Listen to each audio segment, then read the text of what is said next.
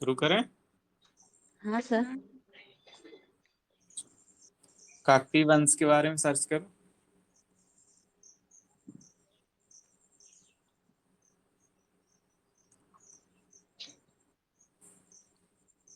यहाँ से 2 3 4 क्वेश्चन बन चुका है पीवाईक्यू का। सर भैया आ गए हैं फिर। मिल गया पीडीएफ।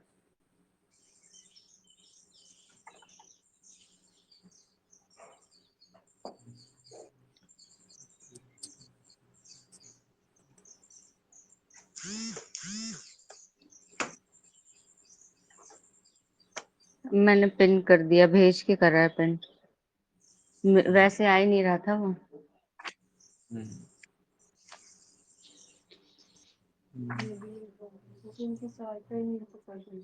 ले।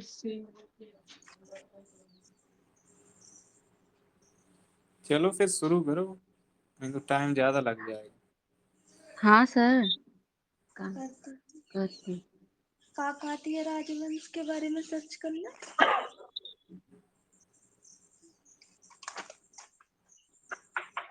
12वीं शताब्दी में।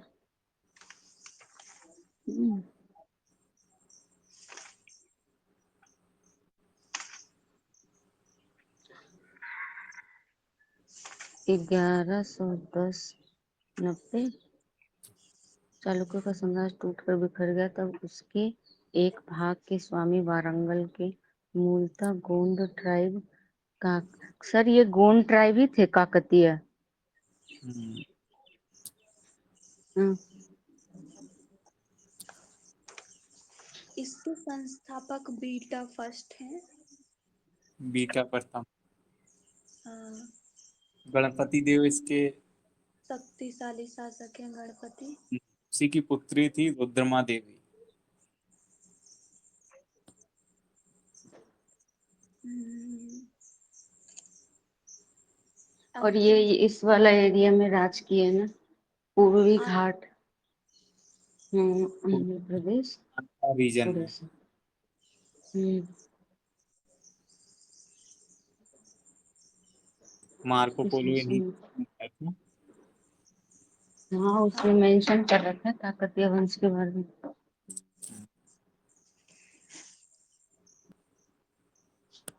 दूसरा क्वेश्चन।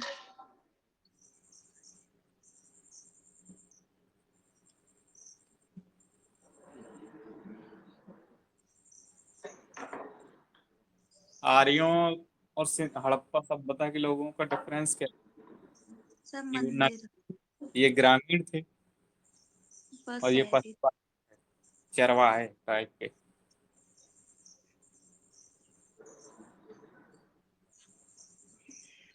एक ओके, अच्छा दिख रहा है।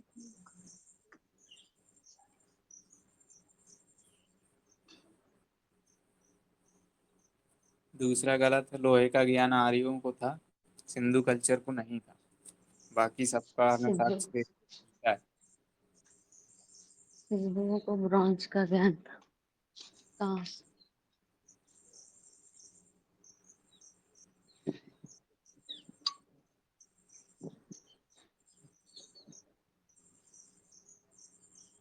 1 और सी ठीक है। लेकिन अश्व के साक्ष्य यहाँ हड़प्पा कल्चर में मिले हैं। सुतकोटा आपका जो जगह है वहां पर अश्व के हड्डियों के साक्ष्य हमें देखने को मिलते हैं। हम्म, तो जब हड्डियों के साक्ष्य उस काल के देखने को मिलते हैं तो डेफिनेटली उसके बारे में होगा ही। और वो लोग दूध दही का इस्तेमाल करते थे। मछली अछली जब वो बर्तन मिले हैं तो उसमें उस चीज के साक्ष्य मिले हैं पुरातत्वविदों को। मछली अछली हड्डियों खान पान का पता चलता है इससे। अच्छे पात्र मिलना और खराब पात्र मिलना ये बताता है कि सामाजिक उच्च वर्ग और निम्न वर्ग तब भी था।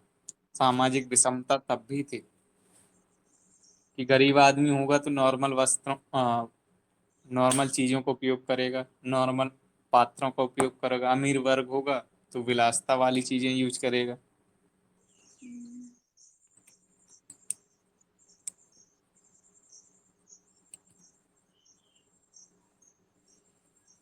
और लोहे के साक्ष्य हमें देखने को मिलते हैं अतरंजी खेड़ा, यूपी की एक जगह है एटा में।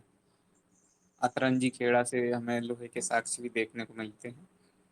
और उत्तर वैदिक युग में लोहे का व्यापक प्रचलन हो जाता है, जिस वजह से महाजनपद काल में है मगध का उदय देखने को मिलता है। हाँ मगध सर। के उदय में लोहे की महत्वपूर्ण भूमिका थी, क्योंकि लोहा खोजा, अस्त्र शस्त्र बनाए, उन्होंने कृषि के लिए हल की फाल बनाई, जिससे कृषि काफी संभव हो पाई। और उन्होंने जंगलों को साफ किया, जो नागपुर का जंगल था उसको उन्होंने साफ करके वहां से हाथी भी प्राप्त किया, जमीन भी साफ की, जिस वजह से उसे काफी धन संपदा प्राप्त की और वह सशक्त होने में सक्षम रहा। और उसके शासक भी एक महत्वपूर्ण कारण रहे, क्योंकि मगध में जितने भी शासक हुए बहुत बेहतरीन हुए। और बाकी अदर जो महाजनपद थे उसमें उतना कंटिन्यू प्रभावी शासक देखने को नहीं मिलते, लेकिन मगध में कंटिन्यू प्रभावी शासक शासक देखने को मिलते हैं। आपको बिंदुसार हुआ, अजात शत्रु हुआ, उदयन उदयन देखने को मिलता है। फिर आपके शिशुनाग वंश हो जाता है, नंद वंश होता है, एक में एक चंद्रगुप्त आ जाता है। सब शानदार शासक ही देखने को मिलते हैं। और द्वितीय नगरी क्रांति महाजनपद काल को ही बोला जाता है। द्वितीय, पहला नगरीकरण हुआ हड़प्पा कल्चर में, दूसरा नगरीकरण हुआ महाजनपद काल में। ठीक है सर।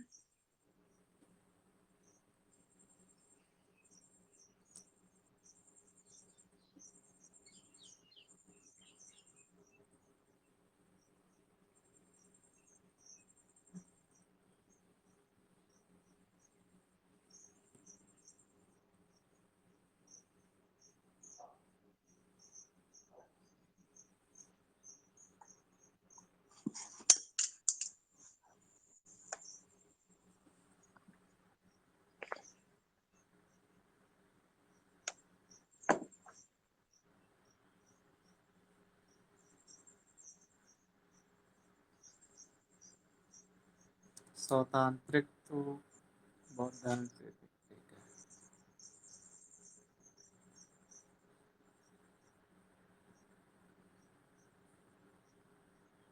ये तो सही है।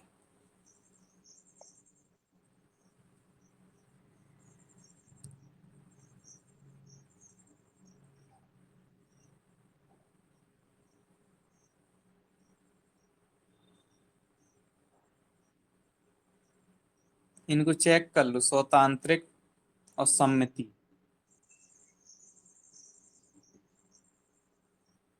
क्योंकि जरूरी नहीं सेम टू सेम क्वेश्चन आए। इनकी प्रॉपर्टीज के बारे में पूछ सकता है कि स्वतांत्रिक बोलते क्या हैं, क्या मानते हैं।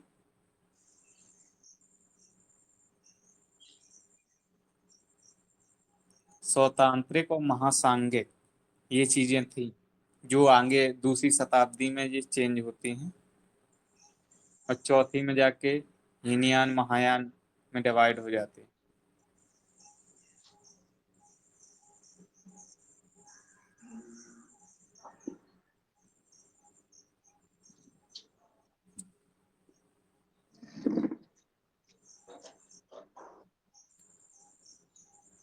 स्वतांत्रिक की प्रॉपर्टीज नहीं दी है। अजंता में देखने को मिलता है गुफा नंबर 1।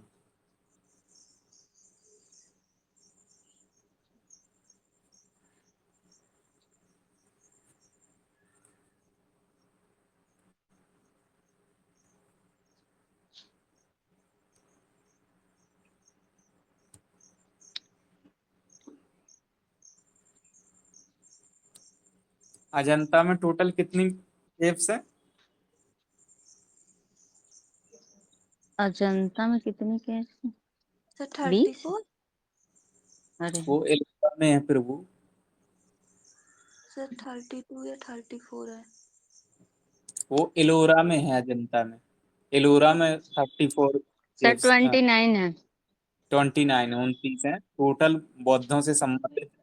और इसकी प्रॉपर्टीज के तौर पर पर्टिकुलर क्वेश्चन बनता है कि इसमें ब्लू कलर यूज किया गया है, ये दो मुझे। ब्लू कलर का यूज नहीं किया गया है मेरे हिसाब से, मतलब मुझे याद आ रहा, लेकिन सर्च कर लो। और इसकी केव नंबर 16 में मरणासन राजकुमारी के बारे में चर्चा की गई है। हम्म, केव नंबर 10, ये सब चीजें देख लो। मतलब केव नंबर 26 में बुद्ध का महापरिनिर्वाण दिखाया गया है। हमें पिछले जो PYQ किए हैं 13, 14, 15, 16 के, वहां ये था।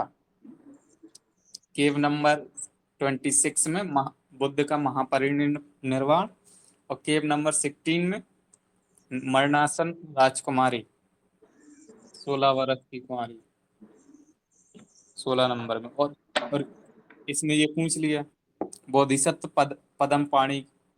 वो तो ये तो केव, अजंता में ही। Cave Ajanta. Number same to same repeat नहीं होता।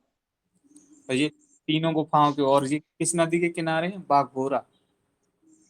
बाघोरा एक नदी है, हाँ, उसी नदी के किनारे PYQ है ये, पिछली अजंता। बार ही आया था। बाघ की गुफाएं कहाँ पर है? MP? बाघ की गुफा है नहीं सर, कहाँ पर है? पश्चिमी महाराष्ट्र घाट? में ही है। पश्चिमी घाट नहीं, हाँ। चेक करो। रास्ता। आम जनजीवन से संबंधित है ना इसकी चित्रकारी। हम्म।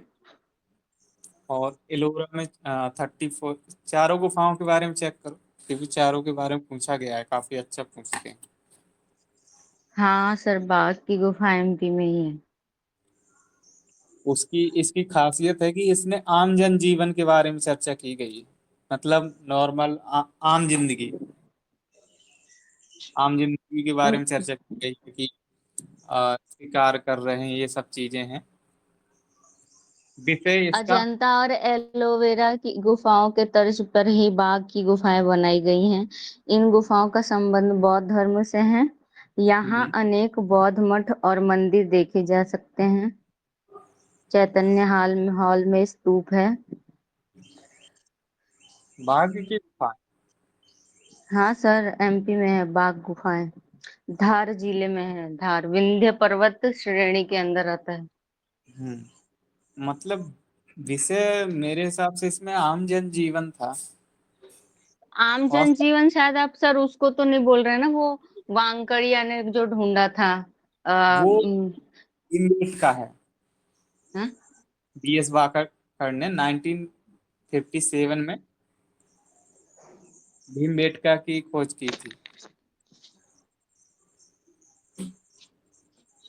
BS वाकड़ का।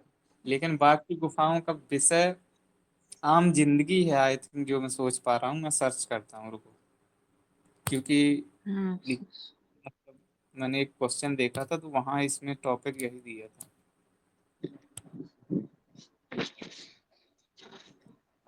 तब तक एलोरा और बादामी केव्स के बारे में सर्च कर लो। मैं बाघ की कर रहा हूँ। हम्म। आराध्या, तुम्हारी तबीयत ठीक है? आराम का तो हाँ। नहीं वैसे नहीं, ये कल भीग गई थी बारिश में। तो फूल है क्या हाँ बारिश में थोड़ी सी? हाँ, ठीक हूँ भैया, मैं ठीक हूँ, मुझे कुछ नहीं हुआ। सर, फूल नहीं है। अब भीगने के बाद ये ICU में रही थी, ठंडा कितना रहता है उसमें। कैसी बात कर रहे हैं सर आप? एक दिन की भीगने से नहीं होता है कुछ। देखो। ठीक कह रहे सर, स्ट्रॉन्ग बनना चाहिए। गुफाएं। बागनी, बागनी केव्स है, ठीक है। सेल्फ। कर्नाटक, भारत के कर्नाटक के उत्तरी भाग बागलकोट जिले में एक शहर बादामी में स्थित हिंदू तथा जैन गुफा मंदिरों का एक परिसर है। डेंजर फील्ड ने की थी बाघ की गुफाओं की खोज।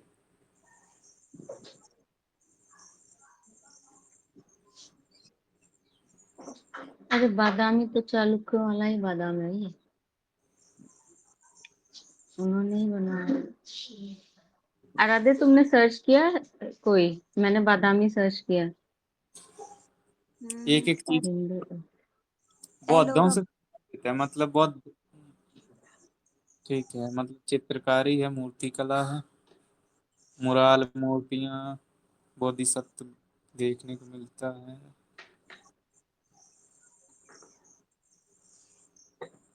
ठीक है, बौद्धों से संबंधित है। और तब तो मैंने एलोरा गलत लिख तीनों। दिया। हम्म। अजंता। अजंता गुप्त शासकों के दौरान थी, खासकर वाकाटक। हम्म। वाकाटक वंश के हरिसिंह नाम के राजा थे, उसके काल में इनका निर्माण कार्य प्रारंभ हुआ, जो गुप्तों तक जारी रहा। क्योंकि एक साथ सभी गुफाएं नहीं निर्मित हुई हैं, विभिन्न शासकों के दौरान निर्मित की गई हैं। स्टार्टिंग हमें वाकाटकों के शासन काल में देखने को मिलती है, खासकर हरिसेन। अच्छा। हाँ सर। तो सर इसमें एलोरा में तो ये दिया है कि 34 गुफाएं थी, तीनों धर्मों से थी। और तीन बार पर्टिकुलर जो केव नंबर है ना, ये याद कर लो। सबसे पहले एक 17 इनकी है, नहीं 17 सर, गुफा 12 तक तो बौद्ध थे। बौद्धों की है, फिर 12 बार गुफाएं हिंदुओं की हैं, 5 गुफाएं जैनों की हैं। 17 गुफाएं हिंदू की हैं, 13 से 29 और 5 जैन की हैं। 17 हिंदुओं की हैं, हाँ। मतलब 12 उस बौद्धों की हैं। हम्म। यूनेस्को की विश्व धरोहर स्थल है अजंता। एलोरा भी सर। हम्म, द्वितीय 600 शताब्दी। से 1000 ईस्वी के आसपास बनी है। क्योंकि इनके बारे में क्वेश्चन बनेगा, अच्छे से देख लो। अब ऐसा क्वेश्चन नहीं बनता है अजंता कहाँ है। हाँ सर, इसकी गुफा संख्या नहीं दे रखी। शायद इसकी गुफा संख्या वो है ना सर, जिसमें कि कैलाश पर्वत को उठाते हुए दिखाया गया है। वो तो एलोरा में है ना। हाँ, एलोरा की मैं बात कर रही हूँ। में हमें कैलाश टेम्पल देखने को मिलता है, जो विश्व का एकाश्म पत्थर में चट्टान को ऊपर नीचे काट कर बनाया गया, जो विश्व का आश्चर्य है। शैलकृत स्थापत्य का बेहतरीन नमूना है वो। 1983 में यूनेस्को में आई थी ये। और हम्म। कैलाश पर्वत जो है वो गुफा संख्या 16। बस इतना ही है सर।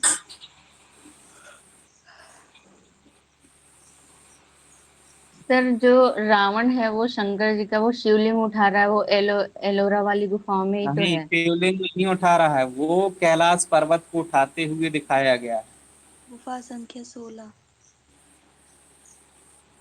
हम्म। कैलाश पर्वत को रिप्रेजेंट कर रहा है वो। तो ये एलोरा गुफाओं में तो है, क्योंकि अजंता में तो सिर्फ बौद्ध धर्म से संबंधित है ना। हाँ, तो एलोरा में ही है। हिंदू गुफाएं, 17 हम्म। गुफाएं हिंदुओं की है ना। हम्म।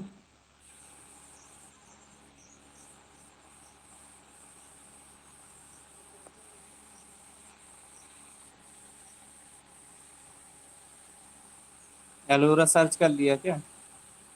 हाँ सर, बताया तो है एलोरा। कौन से वंश से संबंधित है? 600 से 1000 दिखा रखा है। वंश वंश। राष्ट्रकूट सर, कूटो। हाँ, राष्ट्रकूटों ने भी बनवाया था। हाँ। राष्ट्रकूटों की राजधानी कहाँ थी? दंती दुर्ग। सर राष्ट्रकूटों की राजधानी, एक सेकंड। मान्यखेत। मान्य हाँ, खेत हाँ। मांडलिक। ठीक दंती है। दुर्ग स्थापित करने वाला था, हाँ। हाँ, तंत्री दुर्ग ने किया था। शैल गुफा नंबर 16, कैलाशनाथ मंदिर। बस ये अच्छे से याद रखना है। चट्टान को ऊपर से काट कर बनाया गया है, जो इसको विध्वंस करने औरंगजेब ने पूरी 3-4 साल लगा दिए थे इसको तोड़ने के। लेकिन टूटा नहीं, कुछ बिगाड़ ही नहीं पाए, थोड़ा बहुत के फिर हार के छोड़ दिया था। ठीक है। जी सर। चलो अब ठीक है, आगे बढ़ते हैं।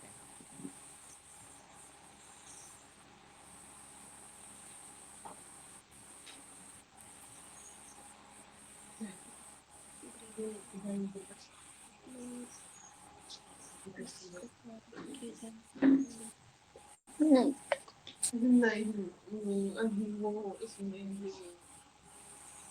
Thomas Munro, Alexander read.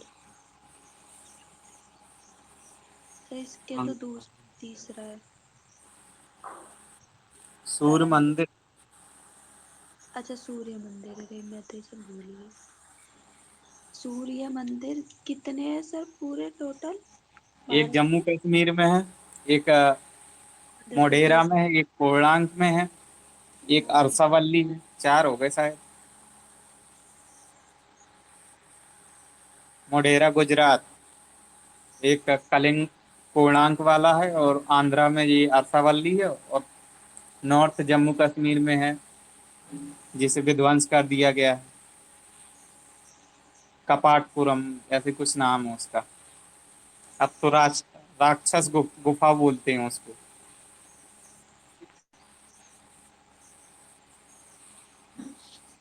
मार्तंडे तो उनका वहां हाँ, पे जम्मू मार्तंड कश्मीर सूर्य वाला। मंदिर। हाँ, मार्तंड हम्म। सूर्य गुजरात का मोढेरा, भीम प्रथम के द्वारा।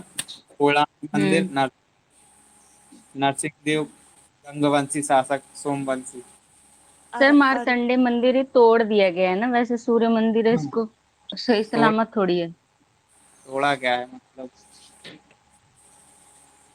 क्या कहें, इतनी असभ्य बर्बर जनजाति वो अभी भी तोड़ती है अगर उसे मौका मिलता है, कहीं भी हो।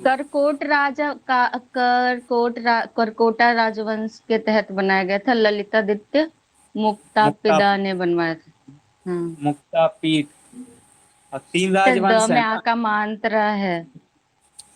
3 राजवंश थे जम्मू कश्मीर में जो फेमस रहे। सर्वप्रथम था कारकोट, हम्म। जिसके कारण ये मार्तंड सूर्य मंदिर बना।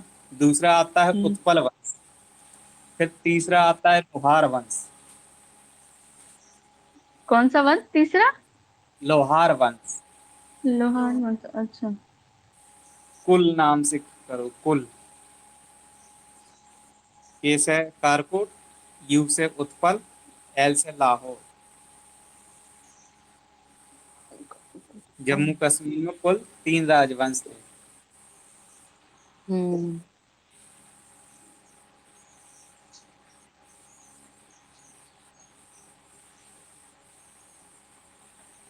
ठीक है सर।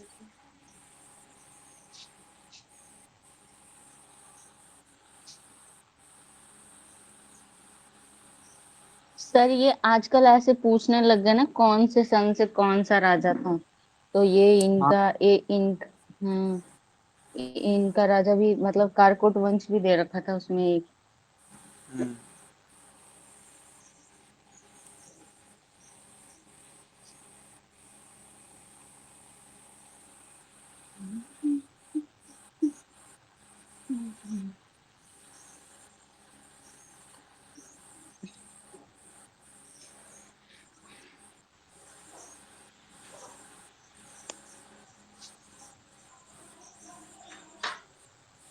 तीन ये आर्थिक नीतियां हैं। हाँ सर। 3 आर्थिक नीतियां हैं ना अंग्रेजों की। स्थायी हाँ। बंदोबस्त, रैयतवाड़ी सिस्टम, रैयतवाड़ी, महलवाड़ी सिस्टम। मालवाड़ी। महलवाड़ी के हॉल्ट मैकेंजी है, और स्थायी बंदोबस्त के कारण वाले और रैयतवाड़ी का रीड। Munro and read. सत्रह सौ हम्म। बानवे में सर्वप्रथम तमिलनाडु के 12 महल में लागू किया, और 1820 में सभी जगह देखते हैं। ये पायलट प्रोजेक्ट था 1792 में। 1820 में पूरी तरह से लागू करते हैं 51% भूभाग में। इसमें सीधा रैयत से कनेक्ट करती है, बीच का कोई रखते ही नहीं है। रैयत माने होता है जनता। हम्म। रैयत। और महलवाड़ी में गांव के मुखिया से। हाँ सर, ये 51% भूभाग पर थे। रैयतवाड़ी, ये महालवाड़ी,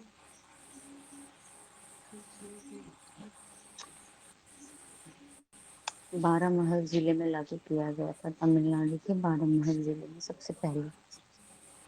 पायलट प्रोजेक्ट था, मतलब देखा गया था, कोई भी चीज होती है सबसे पहले पायलट प्रोजेक्ट के तौर पर इस्तेमाल की जाती है। हाँ sir.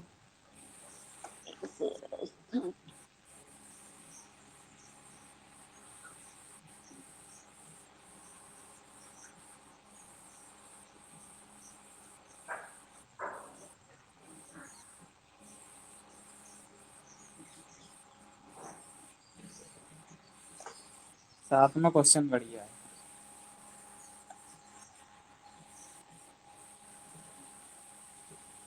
British Indian society, British Indian association के प्रथम अध्यक्ष। इंडियन एसोसिएशन मद्रास महाजन सभा, ये तो कोई और थे, ये नहीं थे। लक्ष्मी नारायण चिट्ठी,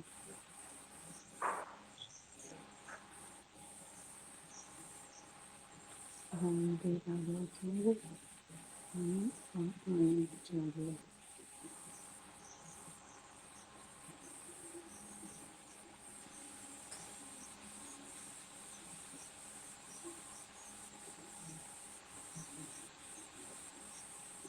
सर, ये ब्रिटिश इंडियन एसोसिएशन किसने करी थी स्थापना इसकी? यही दिया तो है इसमें, राधाकृष्ण देव। इसमें कहा है 2 संस्थाएं मिलाई गई थी। तो ये तो प्रथम अध्यक्ष बता रखे हैं ना, के प्रथम अध्यक्ष हैं। देवेंद्रनाथ टैगोर होगा, लेकिन एग्जैक्ट ध्यान देखती हूँ नहीं। मैं एक बार। और एक अंग्रेज को बुलाया गया था, मतलब बाहर से, बैतून ऐसे कुछ नाम था उसका। British Indian 2 association. संस्थाओं को मिला मिला के ये बनी थी ब्रिटिश इंडियन एसोसिएशन। उसमें एक बंगाल एसोसिएशन थी, एक और संस्था थी कोई,